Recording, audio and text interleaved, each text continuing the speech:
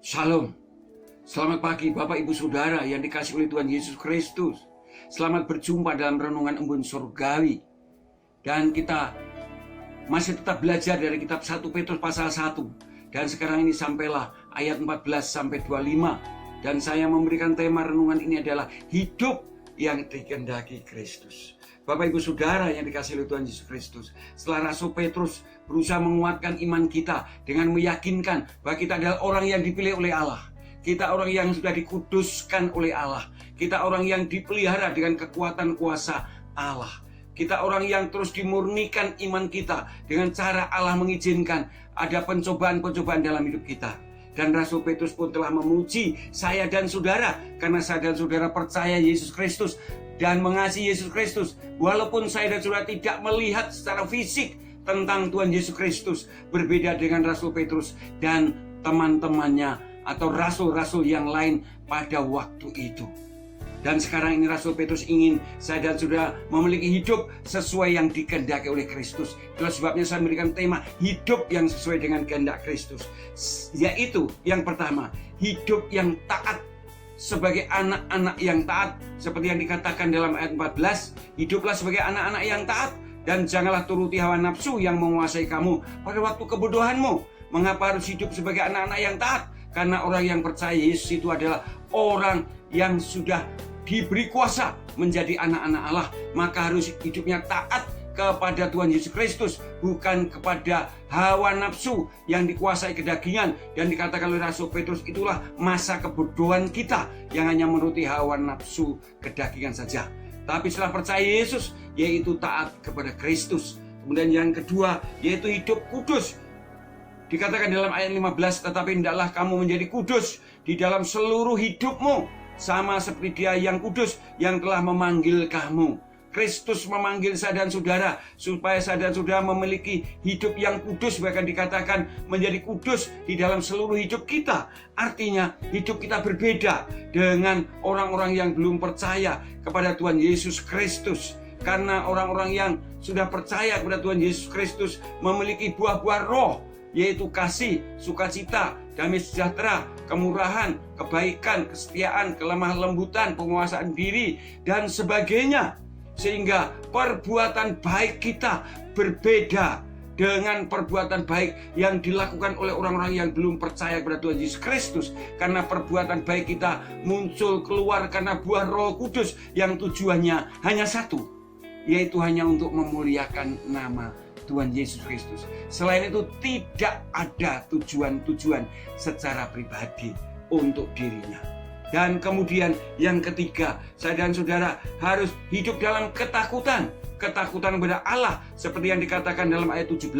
Dan jika kamu menyebutnya Bapa, yaitu Dia yang tanpa memandang muka menghakimi semua orang menurut perbuatannya, maka hendaklah kamu hidup dalam ketakutan selama kamu menumpang di dunia ini.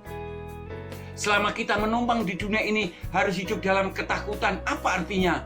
Yaitu takut kepada Tuhan. Takut kepada Tuhan itu artinya takut berbuat dosa. Walaupun tidak ada orang yang tahu, tetap tidak mau melakukan perbuatan yang tidak berkenan kepada Allah. Sebab kita tahu bahwa Allah Maha Tahu. Allah tahu segala yang kita perbuat. Dan yang terakhir, kita harus hidup saling mengasihi, bahkan sungguh-sungguh saling mengasihi. Dikatakan dalam ayat 22, karena kamu telah menyucikan dirimu oleh ketaatan kepada kebenaran, sehingga kamu dapat mengamalkan kasih persaudaraan yang tulus ikhlas. Hendaklah kamu sungguh-sungguh saling mengasihi dengan segenap hatimu. Hendaklah kamu sungguh-sungguh saling mengasihi dengan segenap hatimu. Karena kita sama-sama telah disucikan oleh darah Kristus Yesus. Oleh sebab itu harus punya kasih persaudaraan yang sangat tulus, saling mengasihi dengan sungguh-sungguh. Bukan karena kita sama-sama sudah disucikan, tapi juga sama-sama telah ditebus dengan darah yang mahal, yaitu darah Kristus yang dikatakan dalam ayat 18. Sebab kamu tahu bahwa kamu telah ditebus dari cara hidupmu yang sia-sia, yang kamu warisi dari nenek moyangmu. Itu bukan dengan barang yang fana, bukan pula dengan emas atau perak, melainkan dengan darah yang mahal, yaitu darah Kristus yang sama seperti darah anak domba yang tak bernoda dan tak bercacat. Di samping itu juga karena sungguh-sungguh sama-sama telah dilahirkan kembali.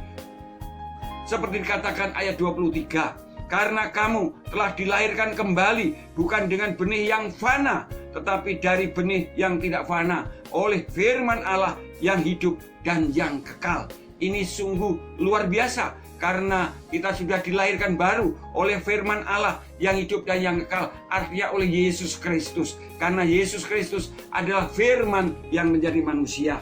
Dan alasan yang terakhir untuk saling mengasihi, karena hidup itu singkat, hanya seperti rumput dan bunga rumput, seperti dikatakan dalam ayat yang 24. Sebab semua yang hidup adalah seperti rumput, dan segala kemuliaannya seperti bunga rumput. Rumput menjadi kering dan bunga gugur, tapi firman Tuhan tetap untuk selama-lamanya. Inilah firman yang disampaikan Injil kepada kamu. Hidup kita itu singkat, saudara, hanya sebentar. Walaupun mungkin saudara sampai hidup 100 tahun, karena mati umur 100 tahun menurut kitab Yesaya itu masih muda. Tapi itu singkat, saudara, sebentar. Berbeda, nanti kita akan hidup bersama-sama dengan Kristus selama-lamanya. Itulah sebabnya kita hidup saling mengasihi.